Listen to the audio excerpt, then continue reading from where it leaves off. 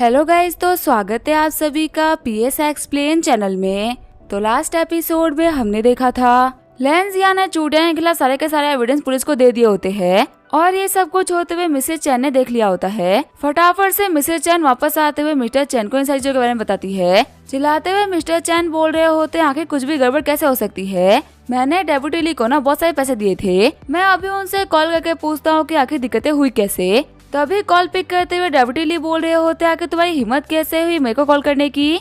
तुमने मुझसे कहा था कि तुम्हारे बेटे ने कोई भी गलती नहीं करी, उसको फालतू में अरेस्ट किया गया है, लेकिन तुम्हारा बेटा तो एक क्रिमिनल निकला। तुम्हें पता है तुम्हारी वजह से मेरी नौकरी न जाते जाते रह गई।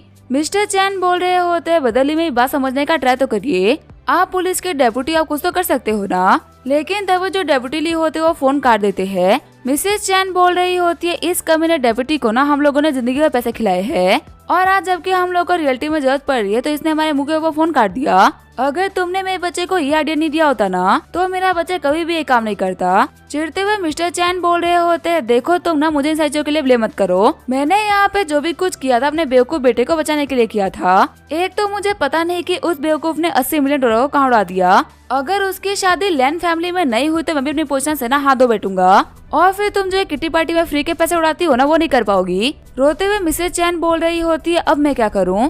लैन फैमिली के हेल्प के बिना हमारा बिजनेस सर्वाइव नहीं कर पाएगा और अगर हमारा बेटा जेल चला गया तो वो काफी लंबे टाइम के लिए अंदर जाएगा। तभी मिस्टर चैन बोलते हैं, नहीं हम ऐसा नहीं होने देंगे। जाओ जाके फॉर्मल कपड़े पहन के आओ और कुछ बहुत ही अच्छे गिफ्ट्स को तैयार करो। अब हमसे लैन फैमिली जो भी कंपनसेशन मांगेगी ना हम उनको देंगे। वैसे भी हम बर्बाद हो रहे हैं लेकिन एटलीस्ट अपने बच्चे को तो बचा सकते हैं ना। फिर मिस्टर और मिसेज चैन लैन फैमिली के घर पे आ गए होते हैं। मिस्टर चैन बोल रहा होता है, मास्टर लैन फैमिली और चैन फैमिली ना काफी पुराने टाइम से दोस्त है। मुझे पता है कि यहाँ पे मेरे बेटे ने इतनी बड़ी गलती करी है कि मैं उसके लिए सॉरी तक नहीं बोल सकता, लेकिन भले ही कितना ही घटिया क्यों ना हो लेकिन वो है तो मेरा बेटा ही ना। आपने भी उसको अपने आंखों के सामने बड़ा होते हुए देखा है। मैं उसको सुधारने के लिए ना आप जो बोलोगे वो करूँगा, लेकिन उसको जेल भेजना बिल्कुल भी सही रहेगा। मास्टर लैन बोल रहे होते, तुम चैन फैमिली वालों की शक्ल देख के ही ना मेरे को बहुत ही गुस्सा आ रहा है।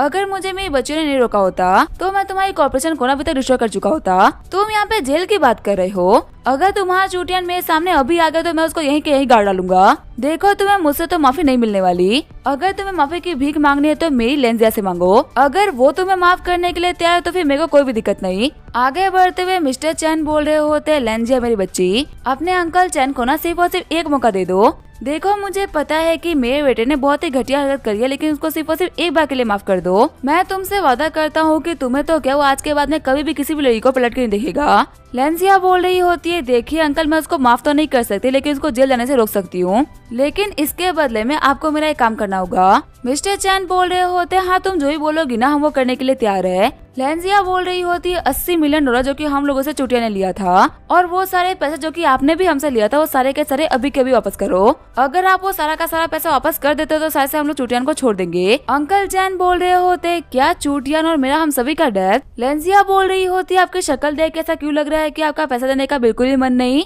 कहीं तो नहीं है कि आप इन पैसों के बारे में भूल गए थे। अगर आपको याद नहीं है तो मैं आपको याद दिला देती हूँ। 80 मिलियन डॉलर तो सिर्फ चूटिया ने हम लोगों से लिए हैं और आपके चैन कॉर्पोरेशन ने भी धीरे धीरे करके ना कुछ 120 मिलियन लिए होंगे, तो आप हमें वो 200 मिलियन डॉलर दे दीजिए, हम इस मैटर को भूल जाएंगे। अंकल चैन बोल रहे होते, 200 मिलियन डॉलर कंपनी से बाहर निकालना ये एक बहुत ही बड़ा अमाउंट हो गया। इतना पैसा वापस करने में हम लोगों को थोड़ा टाइम लगेगा। लेंजिया बोल रही होती है, तो फिर ठीक है, अपने केस को वापस लेने में ना हम लोगों को भी थोड़ा टाइम लगेगा। आपको पता है ना कि अगर हम लोगों ने एक भी दिन केस को वापस लेने में लेट कर दिया तो चूटियान को जेल हो जाएगी।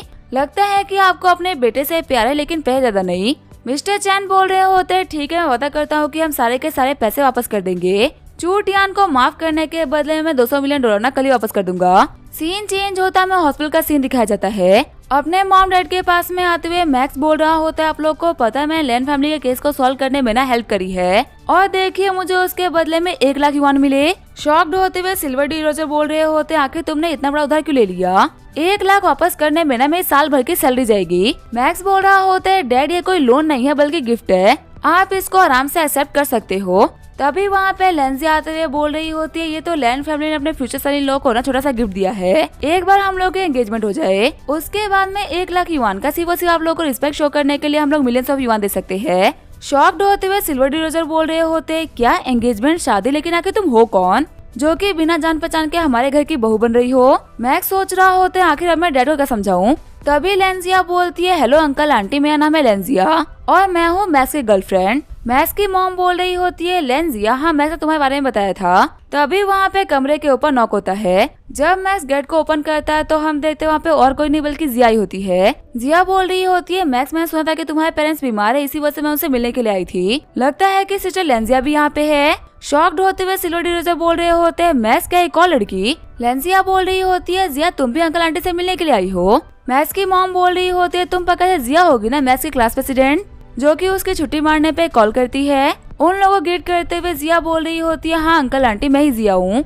मैक्स पूछ रहा होता है, जिया तुम्हें कैसे पता कि मॉम डैड हॉस्पिटल में है। तभी जिया बताती है कि फिन ने पूरे के पूरे स्कूल में इस चीज को लेके हल्ला कर दिया है। क्या तुम्हें लगता है कि कोई बात फिन को पता होगी तो वो किसी और को उस चीज के बारे में नहीं बताएगा। तभी टीचर टिया वहाँ पे आते हुए बोल रही होती है, मैक्स मैं सुना है कि तुम्हारे पेरेंट्स इंजर्ड है, मैं यहीं से गुजर रही थी तो मैं सोचा कि मैं इन लोगों से एक बार मिल लेती हूँ। मैक्स सोच रहा होता है, मेरी लाइफ में जितनी भी लड़की है क्या उन सभी को आज ये भी मीटअप करना है क्या। लेंजिया और जिया बोल रहे होते हैं, टीचर आप भी यहाँ पे। अभी वो लोग हमें बात कर ही रहे होते हैं तभी गेट पे फिर से नॉक होता है।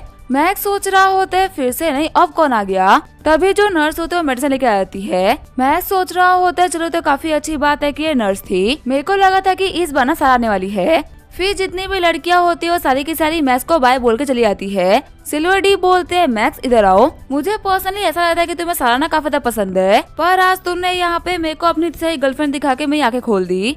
मैंने तुम्हें गैंगस्टर बनने से रोका तो तुम लड़कीबाज बन गए। मैक्स बोल रहा होता है, डैड मैंने आपसे कब कहा कि मैं सारा को पसंद करता हूँ और आपको कैसे पता कि ये तीनों मेरी गर्लफ्रेंड है। आपने सुना तो सही कि एक मेरी टीचर है और एक क्लासमेट है। मैं जितनी भी लड़कियों को जानता हूँ सारी की सारी मेरी गर्लफ्रेंड थोड़ी ना हो सकती है। सिल्वर डी बोल रहे होते, तुम्हें क्या लगता है मेरे को पता नहीं चलता क्या। चलो तुमने बाकी दो का तो बता दिया, लेकिन आखिर लेंजिया कौन है, आखिर तुम उसके बारे में कैसे एक्सप्लेन करोगे। तभी मैक्स की मॉम बोल रही होती है, मेरे को मैक्स ने लेंजिया के बारे में पहले ही बता दिया था। असल में उसकी शादी किसी चैन फैमिली के बंदे से होने वाली थी जो कि बहुत ही बुरा है और उस शादी को तुड़वाने में ना हमारा मैक्स हेल्प कर रहा है और कुछ भी नहीं। तभी जो सारा होती है वहाँ पे आ जाती है। मैक्स सोच रहा होता है अच्छा हुआ ये 5 मिनट लेट आई। तभी सिल्वर डी बोलते हैं, फाइनली सारा तुम भी आ गई। सारा बोल रही होती है, क्या मैं भी आ गई, क्या मुझसे पहले कोई आया था क्या। वैसे मैक्स तुम्हें पता है ना कि मैं यहाँ पे खास तौर पे तुम्हारे लिए आई हूँ। तुम्हें बचपन से वो शोज देखना काफी पसंद है ना जिसके अंदर एंटीज की वेरिफिकेशन होती है। कल हमारे टीवी स्टेशन पे ना एक ऐसा ही शो होस्ट किया जा रहा है और तुम्हें पता है कमाल की बात क्या है, उस शो की ना मैन रिपोर्टर मैं हूँ। अगर तुम चाहो तुम वो शो देख सकते हो। खुश होते हुए मैक्स बोल रहा होता है, ट्रेजर हंटिंग ही मेरा फेवरेट शो है, इसको रियलिटी में सामने से देखना ना बहुत इंटरेस्टिंग होगा। सारा बोलती है, तो फिर तुम आ रहे हो ना। मैक्स बोल रहा होता है, हाँ मैं जरूर आऊंगा। आगे हमें अगले दिन टीवी स्टेशन का सीन दिखाया जाता है। बहुत सारे बंदे अपने अपने साथ में ट्रेजर को लेके आए होते हैं वेरीफाई कराने के लिए। तभी एक अंकल एक बंदे से पूछते हैं कि ब्रदर तुम यहाँ पे क्या लेके आए हो। खुश होते हुए बंदा बोल रहा होता है, मेरे पास में एक पोर्सलिन पॉट है। तभी एक दूसरा बंदा बोलता है कि पोर्सलिन पॉट की रियल कीमत ना उसके एज से होती है। ब्रदर क्या मैं जान सकता हूँ कि इस पोर्ट की एज क्या है। वो बंदा बताता है कि मैं इस पोर्ट को ना एक मास्टर के पास में लेके गया था और उन्होंने बताया कि ये सोंग डायनेस्टी का पोर्ट है। खुश होते हुए सारे बंदे बोल रहे होते हैं, क्या सोंग डायनेस्टी, इसका मतलब ये तो बहुत ही पुराना है, आपको इसके आराम से 6 लाख युवान तो मिल ही जाएंगे। तभी वहाँ पे एक मास्टर आते हुए बोलते हैं कि ये पोर्सलिन पॉट ना सोंग डायनेस्टी के टाइम का नहीं है। चिढ़ते हुए बंदा बोल रहा होता है, देखो फालतू बातें मत करो, ये एक बहुत ही रेयर ट्रेजर है, मैंने ऑलरेडी इसको एक एक्सपर्ट से चेक करवा लिया है। सारा बोल रही होती है, मैक्स शो स्टार्ट होने वाला है, तुम जाओ जाके खड़े हो जाओ, तुम्हें जो भी जगह देखने के लिए बेस्ट लगे ना मेरे को बता देना।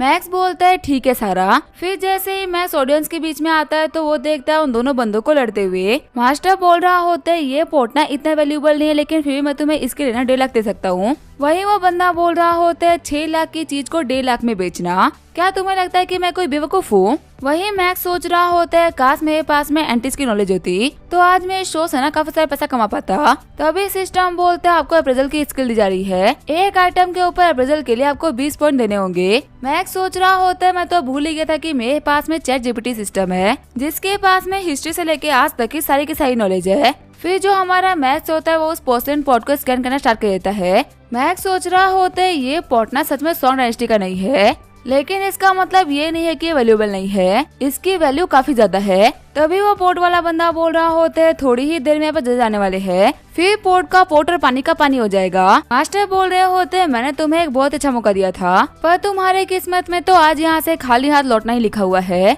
तभी जो सारा होती है वो पोर्ट वाले बंदे का नाम अनाउंस करती है। आगे बढ़ते हुए पोर्ट वाला बंदा बोल रहा होता है जल्दी तुम्हारा मुंह बंद होगा मोटे। सारा बोल रही होती है ये है जुनजिन और इन्होंने क्लेम किया है कि इनके पास में सोना एडिसी के टाइम का पोर्ट है। ये सुनते ही सारे बंदे बोल रहे होते हैं लगता है कि आज का सबसे वैल्यूएबल आइटम ना ये पोर्ट है, कम से कम नहीं तो ये 6 लाख युआन का तो बिकेगा ही। सारा बोल रही होती है हमारे बीजे सिटी के टॉप 3 एंटिक मास्टर्स आज ये बताएंगे कौन सा आइटम की कितनी वैल्यू है। तभी जुनजी बोल रहा होता है मास्टर को क्या लगता है क्या इस पोर्ट की कितनी कीमत होगी। टकले मास्टर बोलते हैं कि इस पोर्ट को ना बहुत ही नया तरीके से बनाया गया है, पर मैं गारंटी के साथ में कह सकता हूँ कि ये सोन डायनेस्टी के टाइम का पोर्ट नहीं है, एक नया पोर्ट है। एक एवरेज पोर्ट के मुकाबले काफी ज्यादा वैल्यूएबल है लेकिन उतना भी नहीं। जुंजी बोल रहा होता है एक बार इसको गौर से देखिए, मैंने इसको एक एक्सपर्ट से दिखवाया था, आखिर गलत कैसे हो सकता है। टकले मास्टर बोल रहे होते देखो मुझे पता है कि ये एक नया पोर्ट है, अगर तुम्हें हमारे स्किल्स के ऊपर भरोसा नहीं है ना तो तुम इसको कहीं और ले जाके वेरीफाई करा सकते हो। मैं और लाओजी सिटी के सबसे बड़े एंटिक मास्टर्स है और हम दोनों के कंफर्म करने के बाद में अब शायद से ही कोई इस पोर्ट को हाथ भी लगाएगा। भीड़ में खड़ा मास्टर बोल रहा होता है मेरे को तो पहले से पता है कि ये पोर्ट ना इतना पुराना नहीं है। पीछे मुड़ते हुए जुंजी बोल रहा होता है मास्टर क्या तुम उसे खरीदना चाहोगे। मास्टर बोल रहा होता है ये एक फेक पोर्ट है, तुम्हें इसके बदले में 1000 युआन भी नहीं मिलेगा, मैं तुम्हें 1.5 लाख क्यों दूं। और मैं तुम्हारी तरह बेवकूफ नहीं जो कि सिटी के सबसे बड़े एंटिक मास्टर के ऊपर ना शक करने जाएगा। अगर इन लोगों ने कह दिया कि ये फेक है इसका मतलब ये पक्का से फेक है। टकले मास्टर बोल रहे होते हाँ ये बिल्कुल सही कह रहा है, इस पोर्ट की कीमत ना 1000 युआन भी नहीं रही। तभी हमारा मैक्स बीच में आते हुए बोल रहा होता है मैं इस पोर्ट के लिए 8000 युआन दे सकता हूँ। खुश होते हुए जुंजी बोल रहा होता है मैं तुम्हें ये बेचने के लिए तैयार हूँ। वही मैक्स को पोर्ट खरीदता हुआ देख के सारे बंदे बोल रहे होते कितना बड़ा बेवकूफ है ना, आखिर एक फेक आइटम को कौन खरीदता है। आगे हम देते जो शो होता है वो खत्म हो गया होता है। सारा बोल रही होती है मैक्स मैंने तुम्हें उस टाइम तो नहीं टोका, लेकिन आखिर तुमने ये फेक चीज क्यों ली। मैक्स बोल रहा होता है सारा तुम्हें बिल्कुल भी टेंशन मत लो, इस पोर्ट से ना मैं बहुत ज्यादा पैसे कमाने वाला हूँ। तभी मैक्स देखता है दोनों एंटिक मास्टर को वहाँ से गुजरते हुए। मैक्स बोल रहा होता है मास्टर्स मुझे ना आप लोगों को कुछ दिखाना था। पोर्ट को देते हुए मास्टर झूठ बोल रहे होते हैं बच्चे हम लोगों ने पहले ही कह दिया था कि एक फेक पोर्ट है, उस टाइम पे ना मैं भी काफी ज्यादा शौक था कि तुमने इसके ऊपर पैसे क्यों बर्बाद किए। मैक्स बोल रहा होता है हाँ मैं जानता हूँ कि ये सॉन्ग डायनेस्टी के टाइम का ना पोर्ट नहीं है, लेकिन फिर भी एक बहुत ही रेयर पोर्ट है। मास्टर बाल्डी बोल रहे होते हैं नहीं ये कोई रेयर पोर्ट नहीं है, मार्केट में तुम्हें 100 युआन में ना 1000 पोर्ट मिल जाएंगे, तुमने 100 युआन की चीज को 1000 युआन में लेकर हमने पैसे वेस्ट किए हैं। मैक्स बोल रहा होता है अगर आपने इस पोर्ट के ऊपर लिखी हुई एक चीज को नोटिस कर लिया होता ना तो शायद से आप ये नहीं बोलते। मास्टर झूठ बोल रहे होते इसके ऊपर ऐसा भी क्या लिखा हुआ है। तभी जब वो पोर्ट के नीचे देखता है तो काफी ज्यादा शॉक हो जाता है क्योंकि उस पोर्ट के ऊपर प्रेसिडेंट के सिग्नेचर होते हैं। शॉक्ड होते हुए मास्टर झूठ बोल रहे होते तो एक ग्रेट ट्रेजर है, मुझे याद है 15 साल पहले पास एक कंट्री ने ना हमारे प्रेसिडेंट को एक गिफ्ट के तौर पे पोर्ट दिया था, जो पोर्ट उन्होंने गलती से घुमा दिया था, वो पोर्ट और कोई नहीं बल्कि यही पोर्ट है। मैं ये बात कह सकता हूँ कि ये पोर्ट ना एक नेशनल ट्रेजर है।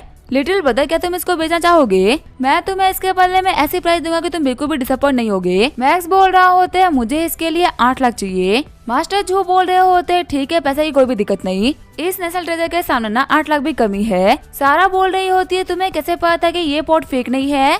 मैक्स बोल रहा होता है कुछ भी नहीं, बस मेरे को ना इसके ऊपर थोड़ा सा भरोसा था। फिर हमारे मैक्स को 8 लाख का चेक मिल गया होता है। मैक्स बोल रहा होता है सारा आज मैं पैसे ना तुम्हारी वजह से कमा पा रहा हूँ, तुम्हें जो कुछ भी पसंद है ना मेरे को बताना, मैं तुम्हें पक्का से वो गिफ्ट खरीद के दूंगा। सारा बोल रही होती है तुम्हारी यूनिवर्सिटी स्टार्ट होने वाली है, ऐसे ही पैसे खर्च करना बिल्कुल भी सही बात नहीं, तुम्हें इसको अपने फ्यूचर के लिए सेव करने चाहिए। फिर जब सारा अपने घर जा रही होती है तभी उसको ऑफिस से कॉल आता है और उसको पता आता है कि उसको आज के लिए ओवर टाइम करना होगा। सारा बोल रही होती है मैक्स मुझे कुछ काम आ गया, इसी वजह से मेरे को ना फिर से ऑफिस जाना होगा, तुम प्लीज जाते वक्त अपना ख्याल रखना। जब मैक्स अपने घर पे जा ही रहा होता है तभी वो देखता है कैफे के अंदर टीचर टियान को। मैक्स सोच रहा होता है आखिर टीचर टियान के साथ में ये बंदा कौन है, दिखने में सच में ये बंदा ना काफी हैंडसम है, चलो चल के देखते हैं कि आखिर ये बंदा है कौन। फिर मैक्स कैफे में आते हुए उनके पीछे वाली सीट पे बैठ जाता है और उनकी सारी की सारी बातें सुनने लगता है। मैक्स सोच रहा होता है कि टीचर टियान का बॉयफ्रेंड है। मैक्स सुनता है कि वो दोनों शादी के बारे में बात कर रहे हैं। टीचर टियान बोल रही होती है तुम अपनी शादी के बारे में सोचो, मैं अभी शादी के बारे में नहीं सोचने वाली। तभी वो बंद चलाते हुए बोल रहा होता है आखिर मॉम को ये एक्सप्लेन कौन करेगा, मैं तुम्हारे चक्कर में डांट नहीं खाऊंगा, तुम्हें खुद जाके बात बोलनी होगी। तभी चलाते हुए मैक्स बोल रहा होता है तुम टीचर टियान को फोर्स नहीं कर सकते शादी करने के लिए। वहीं टीचर टियान बोल रही होती है मैक्स तुम अभी क्या कर रहे हो, खुश होते हुए बंदा बोल रहा होता है, अब जाके मेरे को समझ में आया कि तुम शादी करने से मना क्यों कर रही थी, क्योंकि तुम्हारा तो ऑलरेडी एक बॉयफ्रेंड है, इसी वजह से तुमने मुझे घर पे नहीं बल्कि घर में बुलाया ना। शॉक्ड होते हुए मैक्स सोच रहा होता है, आखिर टियान का बॉयफ्रेंड नहीं जान के इतना खुश क्यों हो रहा है कि मैं इनका बॉयफ्रेंड हूँ। मैक्स बोल रहा होता है, क्या तुम मिस टियान के बॉयफ्रेंड नहीं हो? तभी वो बंदा बोल रहा होता है, नहीं नहीं, मैं तो इनका भाई हूँ टियानवू। शॉक्ड होते हुए मैक्स बोल रहा होता है, क्या तुम इनके भाई हो? टियानवू बोल रहा होता है, देखो ना हम दोनों के बाल के कलर भी मैच करते हैं। मैक्स बोल रहा होता है, वैसे माफ करना, मैं टियान का बॉयफ्रेंड नहीं बल्कि इनका स्टूडेंट हूँ। मेरे को लगा कि तुम इनको शादी के लिए फोर्स कर रहे हो, इसी वजह से मैं बीच में बोल गया। टीचर टियान बोल रही होती है, हाँ मैक्स मेरा स्टूडेंट है। शॉक्ड होते हुए टियानवू बोल रहा होता है, क्या टीचर और स्टूडेंट की लव स्टोरी? सिस्टर, तुम्हारी जो टीचर की रेपुटेशन है वो खराब नहीं हो जाएगी? टीचर टियान बोल रही होती है, ये मेरा सिर्फ और सिर्फ स्टूडेंट है, कोई बॉयफ्रेंड नहीं, और मैं अभी के लिए किसी को भी डेट नहीं कर रही। टियानवू बोल रहा होता है, अच्छा ऐसी बात है क्या, मुझे माफ करना, मेरे को ना गलतफहमी हो गई थी। आगे जो टियानू होता है वो फिर से अपने होम टाउन के लिए निकल गया होता है। मैक्स बोल रहा होता है, आपका बच्चा था कि आप बहुत जल्दी शादी कर लो। एंड तक वो अकेले जाने के लिए मान नहीं रहा था। वैसे मिस, अब आप कहाँ जाओगी? मिस बोल रही होती है, डेफिनेटली मैं तो अपने घर ही जाऊंगी ना। मैक्स बोल रहा होता है, 11 बज चुके हो, रात में ना अकेले घर जाना बिल्कुल भी सेफ नहीं, तो एक काम करता हूँ, मैं आपको घर छोड़ देता हूँ। टीचर टियान बोल रही होती है, अपने स्टूडेंट की ना मेरे को बॉडीगार्ड के तौर पे कोई भी जरूरत नहीं, तुम घर जाओ, काफी देर हो चुकी है। तभी मैक्स बोल रहा होता है, नहीं, बिना आपको घर छोड़े ना मैं नहीं मानने वाला। अभी वो टीचर टियान को फॉलो कर ही रहा होता है, तभी वो देखता है कि पास ही में आग लगी होती है। शॉक्ड होते हुए मैक्स बोल रहा होते है, तो रेंट एंड मॉल है, आखिर इस मॉल में इतनी बड़ी आग कैसे लग गई? हम देखते हैं मॉल के जलने की वजह से बाहर काफी सारे लोग परेशान बैठे होते हैं। रोते हुए ग्रैंडमा बोल रही होती है, मेरा ग्रैंडसन ना अंदर फंस चुका है। तभी उनके पास में आते हुए मैक्स बोल रहा होता है, आपका ग्रैंडसन अभी कहाँ पे है? ग्रैंडमा बोल रही होती है, जब आग लगी थी ना तो हम दोनों 5th फ्लोर पे थे, उस टाइम पे सभी लोगों को फटाफट से बाहर निकाला जा रहा था, तो उसी टाइम पे मेरा पोता मुझसे बिछड़ गया। जहाँ तक मुझे पता है वो 5th फ्लोर पे ही होगा। फायर फाइटर बता रहे होते हैं कि हमारी जो सीढ़ी है वो सिर्फ 4th फ्लोर तक जा पा रही है। 5th और 6th फ्लोर में फंसे हुए काफी सारे ऐसे लोग हैं जिनको हम बाहर नहीं निकाल पा रहे। तभी एक बंदा बताता है कि 5th और 6th फ्लोर पे हमारे 3 फायर फाइटर ने जाने का ट्राई करा, लेकिन धुएं की वजह से वो लोग बेहोश हो गए। कैप्टन बोल रहे होते हैं, क्या प्रोटेक्टिव एरिया से भी काम नहीं बन रहा? वो बंदा बोल रहा होता है, नहीं, ऊपर ना काफी सारी गर्मी है, इसी वजह से प्रोटेक्टिव गियर बिना काम नहीं कर रहे। तभी वहाँ पे आते हुए कैप्टन यू बोल रहे होते हैं, कैप्टन लाओ, क्या सभी लोगों को बचा लिया गया है? कैप्टन लाओ बोल रहे होते हैं, कैप्टन यू, आग ना काफी ज्यादा भड़क चुकी है और ऊपर भी काफी सारे लोग फंसे हुए हैं। कैप्टन यू बोल रहे होते हैं, क्या आपको अंदाजा है कि ऊपर कितने लोग फंसे होंगे? कैप्टन लाओ बताते हैं, जहाँ तक हम लोग को अंदाजा है कम से कम 4 लोग फंसे हुए हैं और 5th और 6th फ्लोर पे पहुँचने का ना कोई भी तरीका नहीं। कैप्टन यू बोल रहे होते हैं, कैसा रहेगा कि हम लोग हेलीकॉप्टर्स का यूज करें? लाओ बोल रहा होता है, इतनी जल्दी हेलीकॉप्टर को अरेंज करना बहुत ही मुश्किल काम है। वही उन लोगों की बातों को सुनते हुए मैक्स सोच रहा होता है, जिंदगी हमेशा हम लोग को 2 मौके देती है, या फिर तो खड़े होकर चुपचाप सब कुछ देखते रहो, या फिर आगे बढ़ो, फाइट करो और जीत जाओ। और मेरे डैड ने हमेशा मेरे को सिखाया कि कभी भी अगर अच्छा करने का मौका मिले ना तो पीछे मत हटना। सिस्टम बोल रहा होता है, होस्ट, इस अच्छे काम में ना मैं आपकी हेल्प करूंगा। 15 मिनट के लिए मैं आपके पास में एक वैक्यूम क्रिएट कर दूंगा, जिससे कि फायर आपको टच नहीं कर पाएगी। आगे बढ़ते हुए मैक्स सोच रहा होता है, 15 मिनट तो बहुत ज्यादा है। टीचर टियान बोल रही होती है, मैक्स आके तुम्हें क्या कर रहे हो? ग्रैंडमा भी बोल रही होती है, हाँ बच्चे, तुम्हें ना रिस्क लेने की कोई भी जरूरत नहीं। लेकिन तभी मैक्स आगे बढ़ते हुए फायर फाइटर से कपड़े पहनते हुए सीढ़ियों को चढ़ना स्टार्ट कर देता है और खिड़की को तोड़ते हुए 4th फ्लोर पे एंटर कर जाता है। गुस्सा करते हुए कैप्टन लाओ बोल रहे होते, उस बच्चे को अंदर कैसे जाने दिया? ऑलरेडी वहाँ पे 4 लोग पहले से फंसे हुए थे, अब ये बच्चा वहाँ पे जाके और फंस गया। तभी दूसरा बंदा बोल रहा होता है, कैप्टन, वो बच्चा इतना फास्ट था ना कि हम उसको रोक ही नहीं पाए। वहीं अंदर आने के बाद में मैक्स ने अपने वैक्यूम की एबिलिटी को एक्टिवेट कर लिया होता है। मैक्स सोच रहा होता है, वैक्यूम की वजह से ना मेरे को गर्मी फील हो रही है और ना ही मेरे पास में धुआं आ पा रहा है, लेकिन वैक्यूम होने के बाद भी जो टेम्परेचर है ना वो काफी ज्यादा हाई है और धुएं की वजह से मैं कुछ भी देख नहीं पा रहा। तभी सिस्टम बोल रहा होता है, होस्ट, आपके पास में बायो सिग्नल की एबिलिटी है, इसका यूज करते हुए 100 डायमीटर के एरिया में ना आप कुछ भी सेंस कर सकते हो। तभी जो मैक्स होता है वो बायो सिग्नल को एक्टिवेट करते हुए लोगों को सर्च करने लगता है। मैक्स देखता है कि 6th फ्लोर के ऊपर 3 बंदे अटके हुए हैं। फिर वो अपनी स्ट्रेंथ को इंक्रीज करते हुए 6th फ्लोर को तोड़ते हुए वहाँ पे चला जाता है।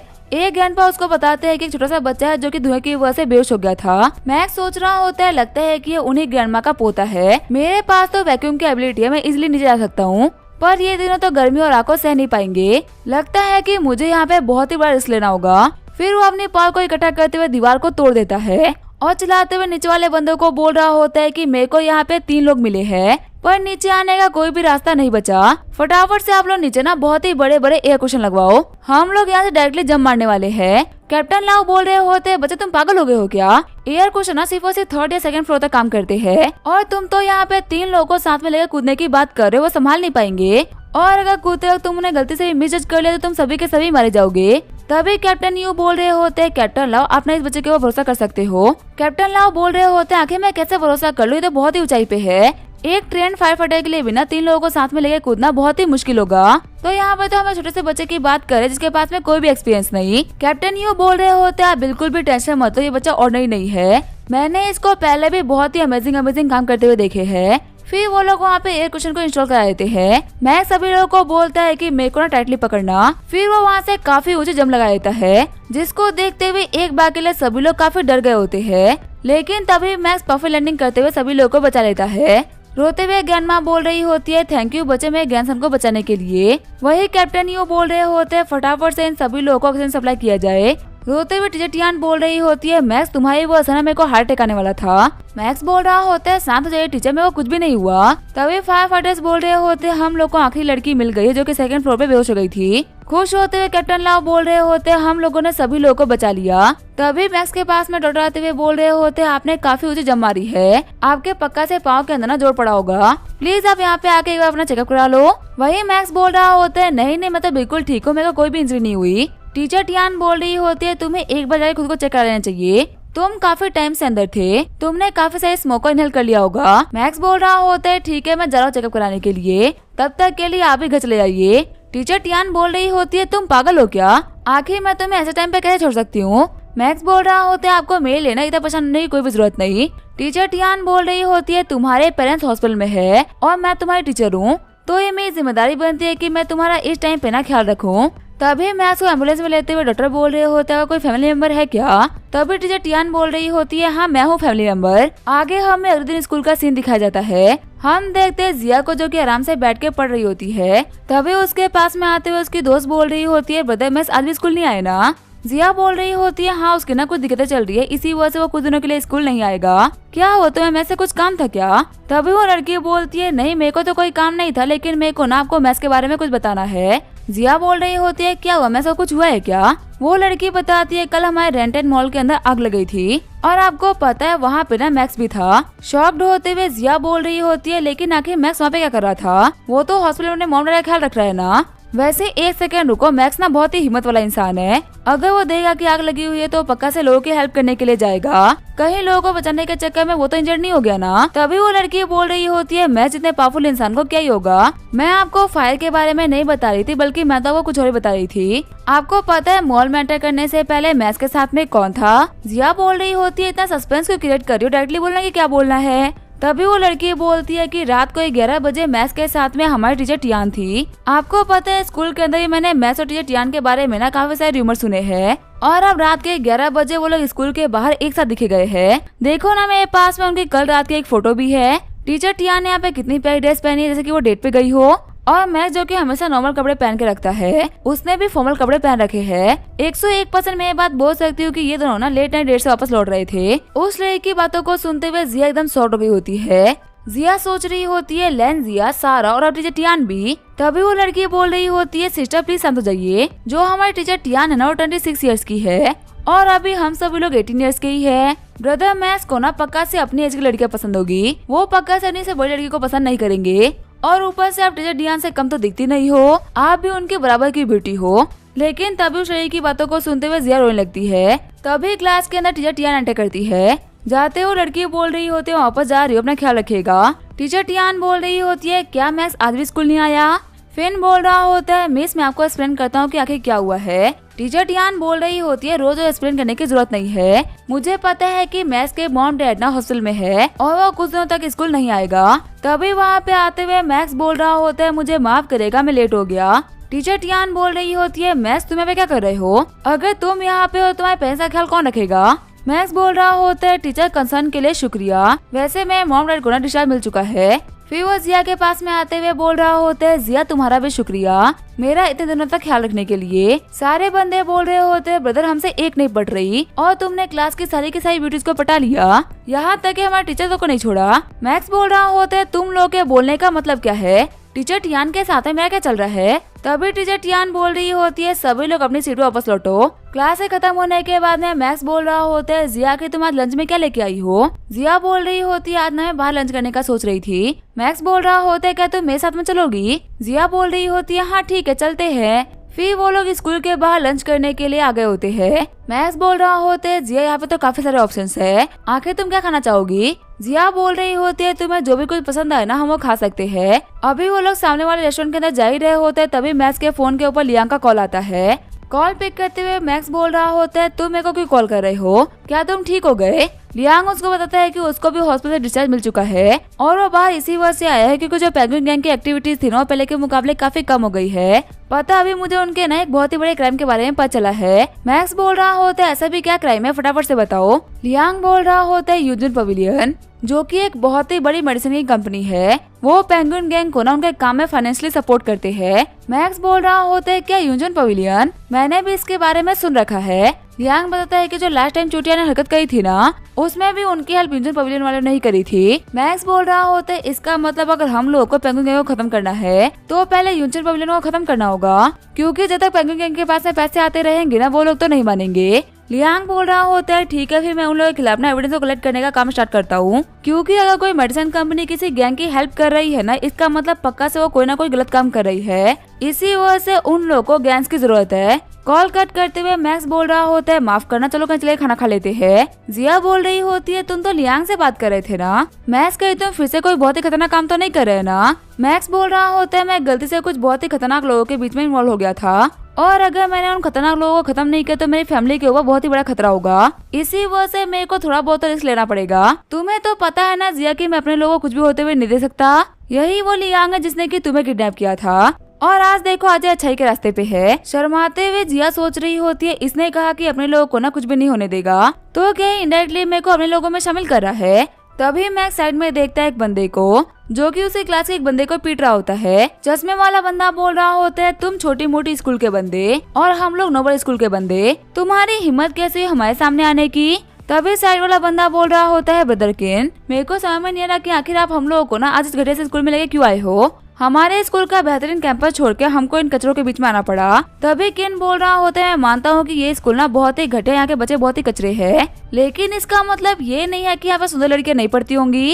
एक बहुत ही प्यारी सी लड़की है जिसकी वजह से हम लोग यहाँ पे आए हैं। फिर वो अपने चेले को बोलता है सारा का सारा सामान बाहर निकालने के लिए। साइड वाला बंदा बोल रहा होता है, अब मेरे को समझ में आया, आप इस पूरे स्कूल की सबसे खूबसूरत लड़की को बताने के लिए आए हो ना? मैं तो यही सोच रहा हूँ कि आखिर वो लड़की ना कितनी खूबसूरत होगी जिसकी वजह से आपने इस कचरे से स्कूल के अंदर कदम रखा और इतने सारे कमाल के अरेंजमेंट्स भी करे हैं। किम बोल रहा होता है, वो मेरे को ऑनलाइन मिली थी और मैं गारंटी दे के बाद बोल सकता हूँ कि वो पूरी की पूरी डिस्ट्रिक्ट की ना टॉप ब्यूटी होगी। आज मैं उसके सामने ऐसे कन्फेस करूंगा कि ये गरीब स्कूल के बच्चे ना देखते रह जाएंगे। वही किम और उसके दोस्तों को सब कुछ करते हुए देख के मैक्स बिल्कुल शॉक्ड हो गया होता है। मैक्स सोच रहा होता है, आखिर ये लोग यहाँ पे कर क्या रहे हैं? इन लोगों की हरकतों को देख के ना शर्म तो मेरे को आ रही है। जिया बोल रही होती है ना, पास ही के नोबल स्कूल के बच्चे हैं, देख के लग रहा है कि आज हमारे कैंपस के ना किसी लड़की के सामने कन्फेस करने वाले हैं। इधर उधर देखते हुए किम बोल रहा होता है, उसने मेरे को कहा था कि वो ग्राउंड में रहेगी, आखिर वो चली कहाँ गई मेरे को दिख ही नहीं रही। तभी जो किम की नजर होती है वो जिया के ऊपर पड़ती है। शर्माते हुए किम का चला बोल रहा होता है, ब्रदर की भी लड़की तो बहुत ही प्रिटी है,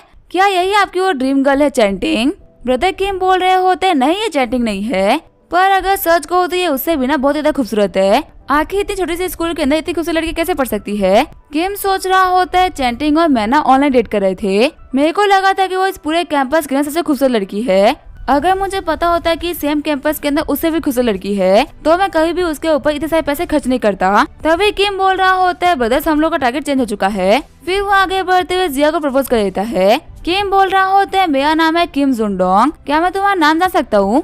जिया बोल रही होती है, मिस्टर किम लगता है कि आपने गलत इंसान को प्रपोज कर दिया, आपकी रियल डेट ना शायद से गुस्से में पीछे खड़ी है। चिल्लाते हुए चैंटिंग बोल रही होती है, किम आखिर तुम्हें क्या कर रहे हो? तुम तो यहाँ पे मुझसे कन्फेस करने के लिए आए थे ना, तो फिर आखिर तुमने ये क्या स्टार्ट कर दिया? अब जाके मेरे को समझ में आया, तुम्हें यहाँ पे जिया मुझे ज्यादा खूबसूरत लगी ना। जिया, तुम मेरी लाइफ की ना सबसे बड़ी दिक्कत बन चुकी हो, चाहे ब्यूटी की बात हो या फिर रैंक्स की, हमेशा मैं तुमसे बहुत ही पीछे रहती हूँ। ऐसा नहीं है कि मैं अच्छा नहीं कर पा रही, मैं बहुत अच्छा कर रही हूँ, लेकिन तुम्हारी वजह से ना कोई मेरे ऊपर ध्यान नहीं देता। जिया बोल रही होती है, सिस्टर देखो मैं तुम्हें नहीं जानती, मुझसे कंप्लेन करने का कोई फायदा नहीं। चैंटिंग बोल रही होती है, देखो एक्टिंग मत करो, तुम मेरे को जानती हो, तुमसे पहले मैक्स को मैं पसंद करती थी, लेकिन तुम्हारी वजह से मैक्स मेरे हाथों से निकल गया और अब तुम यहाँ पे मुझसे मेरे फर्स्ट लव को छीन रही हो। मैक्स सोच रहा होते क्या ये मेरे को पसंद करती थी, पर मैंने तो शरीर को आता देखा भी नहीं है। लगता है कि ये उसका सरफिरा बॉयफ्रेंड ना दोनों एक जैसे है। कन्फेस करना किससे और किसे कर रहे हैं। तभी जो चैंटिंग होती है वो जिया को खड़ी खोटी सुनाना स्टार्ट कर देती है।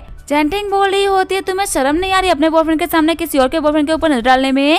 और मैक्स, तुम्हारे बारे में तो मैंने बहुत कुछ सुना है कि तुम बहुत ही स्ट्रॉन्ग हो, तुमसे अपनी लड़की कंट्रोल नहीं होती क्या? तभी गुस्सा करते हुए मैक्स बोल रहा होता है, पहली बात तो ये कि तुम्हारी शक्ल ना बहुत ही खराब है, और दूसरी चीज ये कि तुम बोलती ना उससे भी गंदा हो। अगर तुम अपनी इस गंदी जबान से मेरे और जिया के बारे में नहीं बोलो तो तुम्हारे लिए बेहतर होगा, क्योंकि भले ही तुम लड़की हो, लेकिन तुम्हें पीटने से पहले ना मैं एक बार भी नहीं सोचूंगा। चैंटिंग बोल रही होती है, आखिर तुमने अगली बोला किसे? फ्यूज चलाते हुए किम से बोल रही होती है, ये तुम्हारी गर्लफ्रेंड को यहाँ पे डरा रहा है और तुम कुछ कर भी नहीं रहे। अगर तुम मुझसे फाइट करते हो और जीत जाते हो तो मैं तुम्हारा कन्फेशन एक्सेप्ट कर लूंगी। किम सोच रहा होता है, चैंटिंग मेरी गर्लफ्रेंड बनने के लिए मान गई, अभी मेरे को लगता नहीं है कि ये जिया मेरे हाथ आएगी, तो इससे बेहतर है कि चैंटिंग को अपने पास रखते हैं। फिर वो अपने दोस्तों से बोलता है कि आगे बढ़ो, अटैक करो। जिया बोल रही होती है, मैक्स ये लोग ना थोड़े दिमाग से पता लग रहे हैं, तो इनको थोड़ा सा आराम से ही मारना। मैक्स बोल रहा होता है, देखो अगर मैंने इन लोगों को जोर से मारा ना तो ये लोग अपनी पेंटें गिली कर देंगे। फिर मैक्स सिर्फ एक थप्पड़ में उन सभी को हरा देता है। शॉक्ड होते हुए किम सोच रहा होता है, ये लड़का तो बहुत ही खतरनाक फाइटर है। तभी वहाँ पे लियांग आते हुए बोल रहा होता है, वहीं के वहीं रुक जा। मैक्स सोच रहा होता है, ये यहाँ पे क्यों आ गया? रोते हुए किम बोल रहा होता है, ब्रदर लियांग फाइलिया पे आ ही गए, मुझे बहुत ही खतरनाक बंदा मिला है, प्लीज मेरी हेल्प करिए। तभी वहाँ पे सारे बंदे को इकट्ठा होते हुए देख के लियो और कियांग भी आगे होते हैं। लियो बोल रहा होता है, ये तो ब्रदर लियांग है ना, ये यहाँ पे आज किसको पीटने के लिए आए हैं? कियांग बोल रही होती है, तुम्हें पता है मैंने इस लियांग को ना कब का छोड़ दिया, ये तो मैक्स के सामने कुछ भी नहीं कर पाता, इसकी पूरी की पूरी गैंग को ना मैक्स ने कुत्ते की तरह पीटा था। लियो बोल रहा होता है, तुम्हें पता है जो किम है ना, ये लियांग का बहुत ही पुराना कस्टमर है और मैंने सुना है कि किंग नॉर्मल स्कूल का ना बॉस है, वहाँ पे इससे बेहतर फाइटर और कोई नहीं। अगर ये दोनों मिलकर फाइट करेंगे तो पक्का से मैक्स नहीं बच पाएगा। मैं गारंटी कर सकता हूँ कि आज मैक्स को बहुत ही तगड़ी पिटाई पड़ने वाली है। फिर जो मैक्स और लियांग होते हैं दूसरे को घूरना स्टार्ट कर देते हैं। लियो बोल रहा होता है, जो दो फाइटर फाइट करने वाले होते हैं ना, तो ऐसा ही कमाल का और रिलीज होता है। सच में आज इन दोनों के फाइट देख के मजा ही आ जाएगा। किम बोल रहा होता है, बदल लियांग इसको दिखा दीजिए कि आप क्या कर सकते हो। तभी जो लियांग होते हैं वो पीछे मुड़ते हुए किंग को मुक्का मार देता है। कहानी में आए हुए ऐसे ट्विस्ट को देखते हुए सभी लोग काफी शॉर्ट हो गए होते हैं। किम बोल रहा होता है, बदल लियांग आपको लगता है कि आपने यहाँ पे गलती से ना गलत बंदे को पीट डाला, आपको उस मैच को मारना था, मुझे नहीं। लियांग बोल रहा होता है, मेरा मौका बिल्कुल सही इंसान को लगा है, तुम्हें लगता है कि मैं अपने बॉस को हाथ लगाऊंगा? शॉक्ड होते हुए कियांग और लियो बोल रहे होते हैं, क्या बॉस? लियांग बोल रहा होता है, बॉस ऐसे बेकार लोगों की बातों के ऊपर ना ध्यान मत दो, ये लोग मेरा नाम यूज करते हुए आपको मेरे खिलाफ भगाने का ट्राई कर रहे हैं। वैसे मैंने कॉल पे सुना था कि आप डिनर करने के लिए जा रहे हो। सिस्टर इन लोग, क्या आप लोगों को मैं भी ज्वाइन कर सकता हूँ क्या? तभी सिस्टर इन लोग सुनते ही जिया काफी ज्यादा शर्मा जाती है और वहाँ जाते हुए बोल रही होती है, आखिर तुम लोग ये क्या बोल रहे हो? लियांग बोल रहा होता है, मुझे माफ करना ब्रदर मैक्स, मैंने आपकी डेट खराब कर दी। मैक्स बोल रहा होता है, हम सिर्फ और सिर्फ लंच करने के लिए जा रहे थे और कुछ भी नहीं। वैसे बताओ कि तुम यहाँ पे क्यों आए थे? लियांग बोल रहा होता है, यहाँ पे बात करना बिल्कुल भी ठीक नहीं रहेगा, हमें कहीं और चलना चाहिए। और देख कि आज के बाद में ना कभी भी हमारे सिस्टर इन लोग के ऊपर नजर मत डालना। अगर तू मुझे इस कैंपस के आसपास ऐसे सिस्टर इन लोग के आसपास भी दिखा ना तो फिर मैं तेरे को नहीं छोड़ूंगा। रोते हुए किम बोल रहा होता है, इतनी बेइज्जती के बाद तो अब मैं कभी भी यहाँ पे नहीं आऊंगा। एक गली में आने के बाद में मैक्स बोलता है, ठीक है, पता तुम्हें क्या कहना था, इस गली में हमारी बात सुनने वाला कोई भी नहीं है। लियांग बोल रहा होता है, पहले प्रॉमिस करो, डांटोगे तो नहीं ना? मैक्स बोल रहा होता है, आखिर तुमने ऐसा भी क्या कर दिया इसकी वजह तुम्हें डर है कि मैं तुम्हें डांटूंगा? टेंशन मत, तुम्हें जो भी कुछ कहना है ना फ्री होकर कहो। लियांग बोल रहा होता है, आपको याद है मैंने आपको यूजी पवेलियन के बारे में बताया था, उसी पवेलियन का ना हम लोग को एक बंदा मिला था, तो हम लोगों ने उस बंदे को पकड़ के बेसमेंट में डाल दिया। शॉक्ड होते हुए मैक्स बोल रहा होता है, क्या तुमने इलीगली एक बंदे को कैद कर रखा है? मैंने तुम्हें सब कुछ करने के लिए मना किया था ना, तो फिर आके तुमने सब कुछ क्यों किया? लियांग बोल रहा होता है, वैसे अगर देखा है तो पुलिस भी तो लोगों को कैद करती है ना, ताकि वो सच्चाई को बाहर निकलवा सके। अगर हमें युनचू पवेलियन के बारे में जानना है तो हमें इस बंदे को कुछ दिनों के लिए कैद करना होगा। मैक्स बोल रहा होता है बिल्कुल नहीं, उसको अभी कभी छोड़ दो। एविडेंस कलेक्ट करने के ना 1000 तरीके होते हैं, हम गलत तरीकों का यूज नहीं करेंगे। लियांग बोल रहा होता है लेकिन इससे हमारा काम काफी आसान हो जाएगा, हमें जगह जगह एविडेंसेस के लिए घूमना नहीं पड़ेगा, वो बंदा हम लोगों को काफी कुछ बता सकता है। मैक्स बोल रहा होता है तुम्हें पता है इससे ना एक और आसान तरीका है, हम इन सारे के सारे बुरे लोगों को जान से मार डाले। अगर हम इन्हें ही खत्म कर देंगे तो कभी कोई दिक्कत होगी ही नहीं। लेकिन फिर भी हम यहाँ पे किसी को मार तो नहीं रहे ना। मेरे कहने का क्लियरली यही मतलब है कि भले ही क्राइम छोटा हो या बड़ा, क्राइम तो क्राइम होता है। और अगर तुम यही सब कुछ करने वाले हो तो फिर मैं तुम्हारे साथ कभी नहीं दूंगा, तुम्हें जल्दी मैं तुम्हारे खिलाफ खड़ा मिलूंगा। लियांग बोल रहा होता है ठीक है गुस्सा मत करो, मैं इसको छोड़ दूंगा। तभी हमारे मैक्स के फोन के ऊपर कैप्टन लियो का कॉल आता है। मैक्स बोल रहा होता है हाँ कैप्टन लियो बताइए कोई काम था क्या। कैप्टन लियो बोल रहे होते है क्या तुम्हें वो बच्चा याद है जिसको तुमने मॉल से बाहर निकाला था। मैक्स बोल रहा होता है हाँ मुझे वो बच्चा याद है, शायद से उसका नाम कियान था। क्या उसके साथ में कोई दिक्कत हुई है क्या। कैप्टन लियो बोल रहे होते हैं नहीं उसके जो फैमिली मेंबर्स है ना वो तुम्हें शुक्रिया बोलना चाहते हैं। उनका कहना है कि अगर तुम नहीं होते तो उनका बच्चा बच नहीं पाता। मैं तुम्हें हॉस्पिटल का एड्रेस भेज रहा हूँ, प्लीज जाकर उनसे मिल लेना। मैक्स बोल रहा होता है वैसे मैंने कुछ खास बड़ा तो नहीं किया, लेकिन अगर उन लोगों को मिलने का मन है तो मैं उन लोगों से मिल लूंगा। वैसे कैप्टन लियो मेरे को समझ में नहीं आ रहा कि आखिर इतनी छोटी सी बात के लिए आपने मेरे को कॉल क्यों करा। कैप्टन लियो बोल रहे होते इसी वजह से क्योंकि उन लोगों का बैकग्राउंड ना बिल्कुल भी सिंपल नहीं है। जब तुम हॉस्पिटल जाओगे ना तब तुम्हें पता चलेगा कि आखिर वो लोग किस बैकग्राउंड से बिलोंग करते हैं। मैक्स बोल रहा होते आप तो ऐसा बोल रहे हो जैसे कि उन लोगों का बैकग्राउंड कुछ बहुत ही खास हो। कैप्टन लियो बोल रहे होते हाँ तुम ऐसा समझ सकते हो। वैसे वहाँ पे जाने के बाद में उन लोगों को बोलना कि तुम्हें यहाँ पे मैंने भेजा है, प्लीज वहाँ पर जाके मेरा नाम बताना भूलना मत। मैक्स बोल रहा होते ठीक है मैं आपका नाम ले लूंगा। फिर जो हमारा मैक्स होता है वो फोन कट कर देता है। लियांग बोल रहा होता है तुम्हें पुलिस का कॉल आया था ना, क्या कोई दिक्कत हुई है क्या। मैक्स बोल रहा होता है नहीं कुछ दिनों पहले जो मॉल में आग लगी थी ना, मैंने उसके अंदर एक बच्चे को रेस्क्यू किया था। अब उसी के जो फैमिली मेंबर्स है ना वो मेरे को शुक्रिया बोलना चाहते हैं। कैप्टन लियो बोल रहे थे कि उस बच्चे का जो बैकग्राउंड है ना वो बहुत ही खास है। खुश होते हुए लियांग बोल रहा होता है अगर उस बच्चे का बैकग्राउंड इतना ही स्पेशल है तो पक्का से आजा को बहुत सारे पैसे मिलने वाले हैं। क्या उस बच्चे को देखने के लिए मैं भी साथ में चल सकता हूँ क्या। मैक्स बोल रहा होता है हाँ साथ में चल सकते हो, लेकिन ऐसी बकवास ना मत करना। आगे जो मैक्स होता है वो कियांग से मिलने के लिए हॉस्पिटल आ गया होता है। मैक्स बोलता है कि आखिर जो कियांग है वो कौन से कमरे में है। नर्स पूछती है कि सर आपका नाम क्या है। मैक्स बोल रहा होता है मेरा नाम है मैक्स रोजर्स, जिसने कि कियान को ना आग से बचाया था। नर्स बोल रही होती है अच्छा आप मैक्स रोजर्स हो। आपको पता है कियान की फैमिली ना बहुत ही बेसब्री से आपका इंतजार कर रही थी। कियांग रूम नंबर 1802 में है, आप 3rd फ्लोर पर जाते हो उनके पास में जा सकते हो। जब मैक्स और कियांग 3rd फ्लोर पर जाते हैं तो वो देखते हैं एक बहुत ही हट्टे कट्टे बंदे को जो कि कियांग के रूम के बाहर खड़ा होता है। वो बंदा बोल रहा होता है आखिर तुम लोग यहाँ पे क्यों आए हो। मैक्स बोल रहा होता है हम कियांग से मिलने के लिए आए थे। तभी वो बंदा बोल रहा होता है बिना लिटिल मास्टर के परमिशन के हम किसी को भी अंदर जाने दे सकते, खासकर उन लोगों को जिनकी हैसियत ना मास्टर से मिलने की ना लगे। उसका कॉलर पकड़ते हुए लियांग बोल रहा होता है कुत्ते के बच्चे तू हमारे हैसियत के बारे में बात करेगा। जो मालिक तेरे को बिस्किट डालता है ना उसने हम लोग को यहाँ पे बुलाया, वरना हम कभी यहाँ पे आते भी नहीं। चिढ़ते हुए बंदा लियांग के ऊपर अटैक कर देता है। अटैक को डॉज करते हुए लियांग बोल रहा होता है सिर्फ और सिर्फ शरीर बढ़ा लिया है, लेकिन दम तो तेरे अंदर बिल्कुल भी नहीं। जब लियांग का पंच उस बंदे को पड़ने ही वाला होता है तभी मैक्स फाइट को रोक देता है। मैक्स बोल रहा होता है हम लोग यहाँ पे पेशेंट से मिलने के लिए आए थे और अगर इन लोगों को दिक्कत है तो हम नहीं मिलेंगे। कुछ लोगों की फितरत होती है कि वो किए गए एहसानों को ना बहुत जल्दी भुला देते हैं।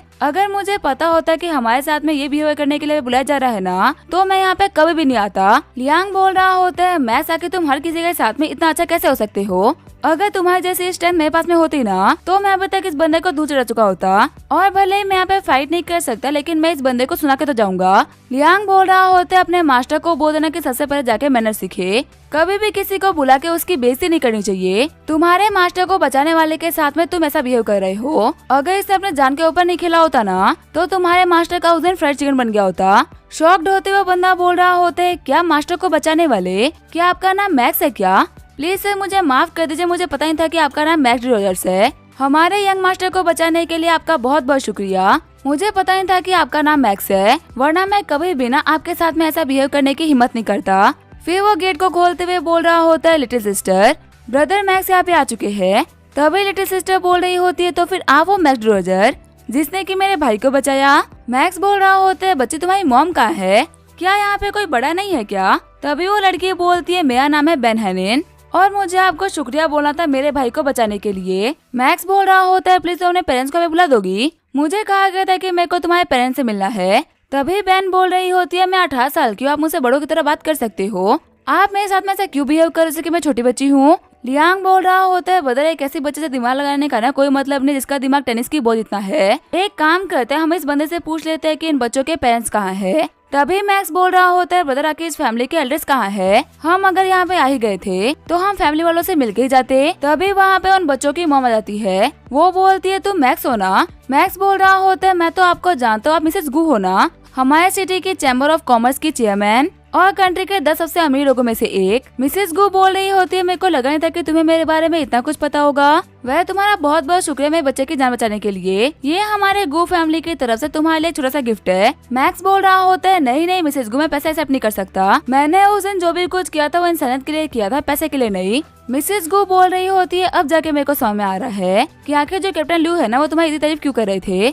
जैसा उन्होंने तुम्हारे बारे में बताया था ना, तुम तो उससे भी कमाल के इंसान हो। अगर तुम्हें पैसे नहीं चाहिए तो कोई बात नहीं, कम से कम मेरा फोन नंबर ले लो। अगर तुम्हें जिंदगी में पैसे या फिर किसी भी चीज की जरूरत हो ना तो याद रखना कि गू फैमिली हमेशा तुम्हारे साथ में खड़ी है। चैम्बर ऑफ कॉमर्स के चेयरमैन होने के नाते ना इस सिटी में ऐसा कुछ भी नहीं है जो कि मैं नहीं कर सकती। मैक्स बोल रहा होता है, मैंने सुना था कि आप एक बहुत ही बड़ी बिजनेस वुमन हो। सच कहूँ तो पहले मेरे को लगा था कि आप बहुत ही एरोगेंट होगी, लेकिन आप तो बहुत ही पोलाइट निकली। मेरे को बहुत ही खुशी है कि मैं आपके किसी काम आ पाया। तभी मिसेस गो बोल रही होती है, मैंने सुना है कि अभी आपके यूनिवर्सिटी एग्जाम स्टार्ट होने वाले हैं। मैक्स बोल रहा होता है, आपको मेरे साथ में ना इतना फॉर्मली बात करने की कोई भी जरूरत नहीं है, आप मेरे को मैक्स बुला सकती हो। मिसेस गो बोल रही होती है, ठीक है फिर मैं आज से आपकी आंटी। तभी लिटिल सिस्टर वहाँ पे आते हुए बोल रही होती है, मैं कि तुम कौन से स्कूल में पढ़ते हो, तुम्हें देख के लग रहा है कि तुम मुझसे कुछ खास बड़े नहीं होगे। मिसेस गो बोल रही होती है, आखिर अपनों से बड़ों के साथ में कोई इतना रूडली बात कैसे कर सकता है। मैक्स बोल रहा होता है, मैं 20 साल का हूँ, मैं सीनियर हाई स्कूल में हूँ, इस साल मैं यूनिवर्सिटी ज्वाइन कर लूंगा। खुश होते हुए लिटिल सिस्टर बोल रही होती है, क्या सीनियर हाई स्कूल,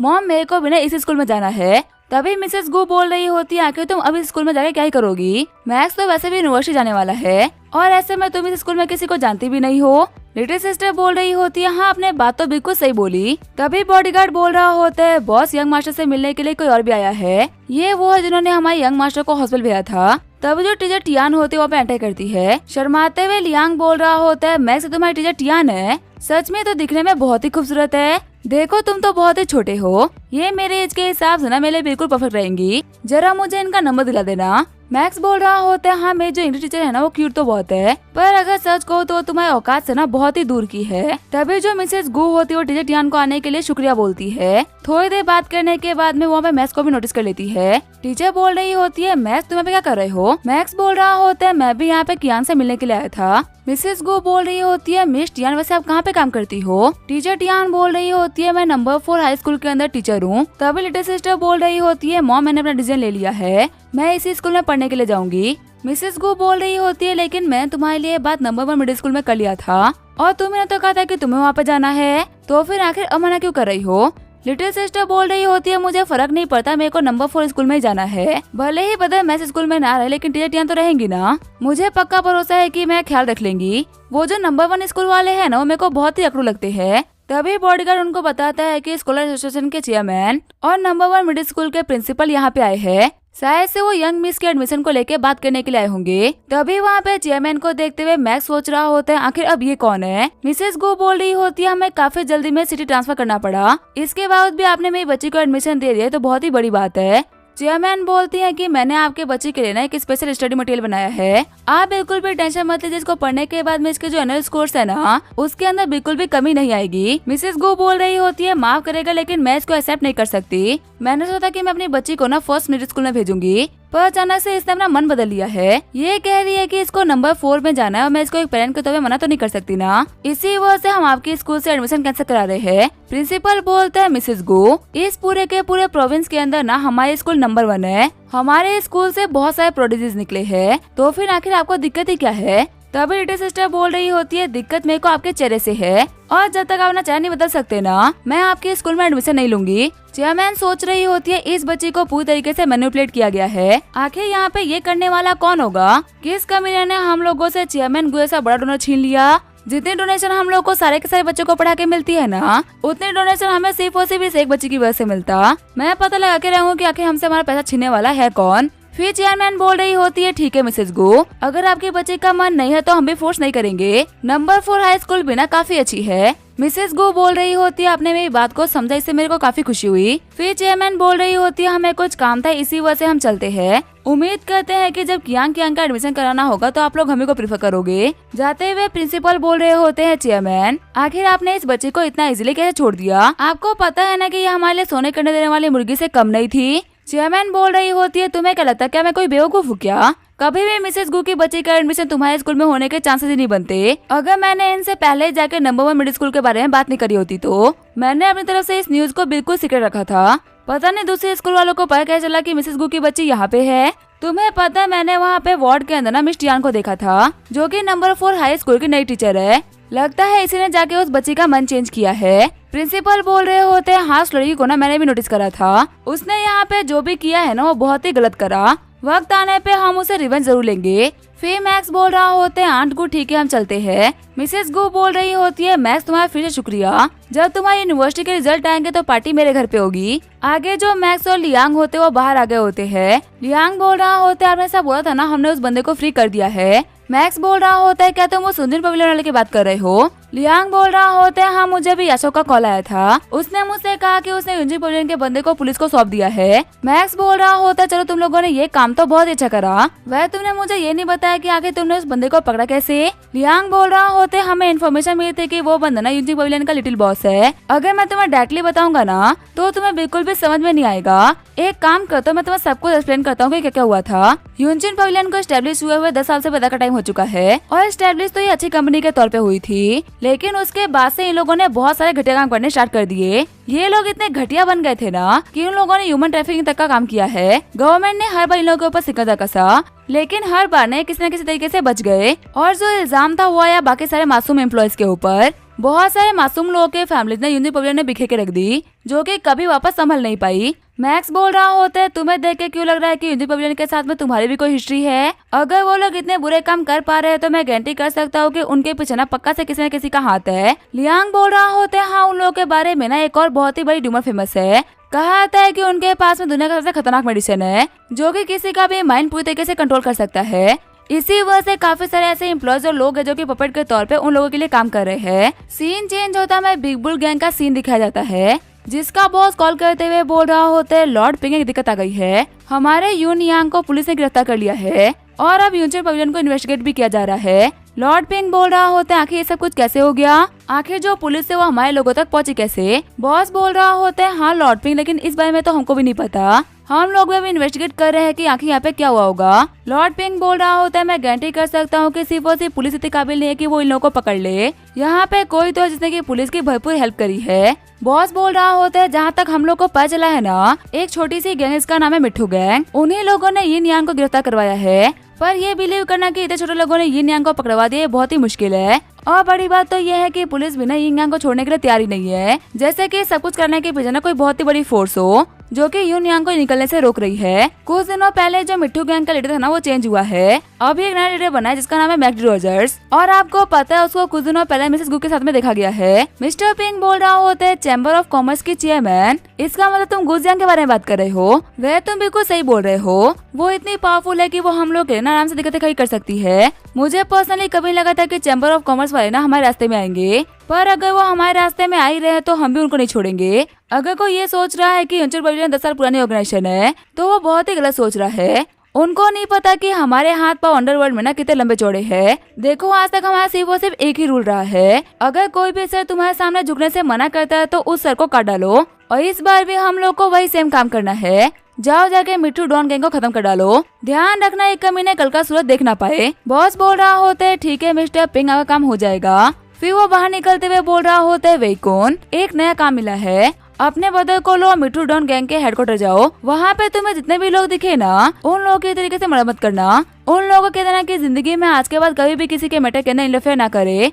वैकुन बोल रहा होता है, काफी दिनों से अच्छा काम नहीं मिला था, फाइनली अब जाके हम कुछ लोगों को पीट पाएंगे। मिट्ठू डॉन गैंग के बंदो, आज तुम नहीं बचने वाले। वहीं दूसरी तरफ हम देखते हैं लियांग और मैक्स को, जो कि अपने बेस पे आ गए होते हैं। लियांग बोल रहा होता है, आखिर यहाँ पे कोई दिख क्यों रहा? नॉर्मली वो लोग गेट खोलने के लिए तो आ जाते हैं। मैक्स बोल रहा होता है, हो सकता है ना कि वो लोग कुछ काम कर रहे हो, चलो चल के हम ही देख लेते हैं। फिर जैसे वो लोग बेस के अंदर एंटर करते हैं वो देखते हैं सारे के सारे बंदों को जो कि घायल पड़े होते हैं। शॉक्ड होते हुए मैक्स बोल रहा होता है ये किसने करा। तब एक टकला बंदा बोल रहा होता है ब्रदर मैक्स हम लोग के ऊपर अटैक हुआ है, और इतना बोलने के साथ ही वो बेहोश जाता है। मैक्स बोल रहा होता है लियांग क्या तुम्हें आइडिया है कि आके सब कुछ कौन कर सकता है। तभी दूसरा बंदा बताता है कि हमें पीटने वाला वैकुन है जो कि बिग बुल गैंग का वाइस लीडर है। हमारी तो उससे कोई दुश्मनी भी नहीं है, पता नहीं उसने हम लोग को आके क्यों पीटा। मैक्स बोल रहा होता है लियांग पहले एम्बुलेंस को बुलाओ, पहले हम सभी लोग का ट्रीटमेंट करवाएंगे, उसके बाद में देखेंगे कि आके सब कुछ हो क्या रहा है। तभी वहाँ पे एक बंदा आते हुए बोल रहा होता है ब्रदर लियांग मेरे को आपसे कुछ बात करनी थी।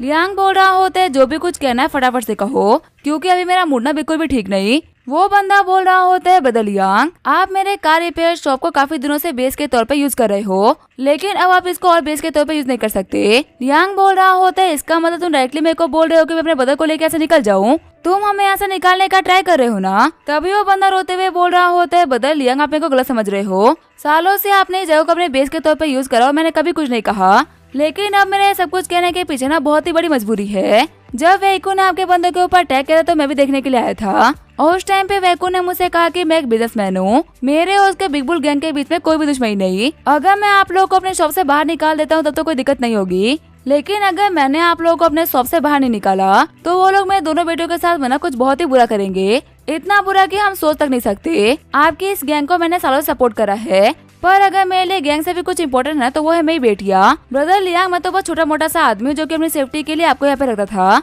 आप बड़े बड़े गैंग के लोगों आप गैंग वॉश कर सकते हो, पर मेरे अंदर इतनी हिम्मत नहीं कि मैं इन सभी के अंदर पढ़ने जाऊँ। आप मेरी बच्चियों को अपनी बहन मानते हो ना, तो प्लीज सिर्फ और सिर्फ उन लोगों के लिए यहाँ से निकल जाइए। लियांग बोल रहा होता है अगर शायद तुमने मुझसे ये बात कुछ दिनों पहले कही होती तो मैं तुम्हारी ये बात ना कभी नहीं मानता, लेकिन मैक्स से मिलने के बाद मेरे को समझ में आ गया कि कुछ चीज ऐसी होती है जिसके ऊपर हम कंट्रोल नहीं कर सकते। टेंशन मत लो हम इस जगह को खाली कर देंगे, हमें नया बेस मिल सकता है, लेकिन तुम्हारे बेटे की प्रोटेक्शन ना बहुत ही इम्पोर्टेंट है। और रही बात उस बिग बुल गैंग की तो तुम लोगों को घबराने की ना कोई भी जरूरत नहीं, जब तक मिठू डॉन गैंग का एक भी बंदा खड़ा रहेगा ना तब तक इस शहर का कोई कुछ नहीं बिगाड़ सकता। इसी के साथ में यह एपिसोड यहीं पे एंड करेंगे। वीडियो देखने के लिए थैंक यू।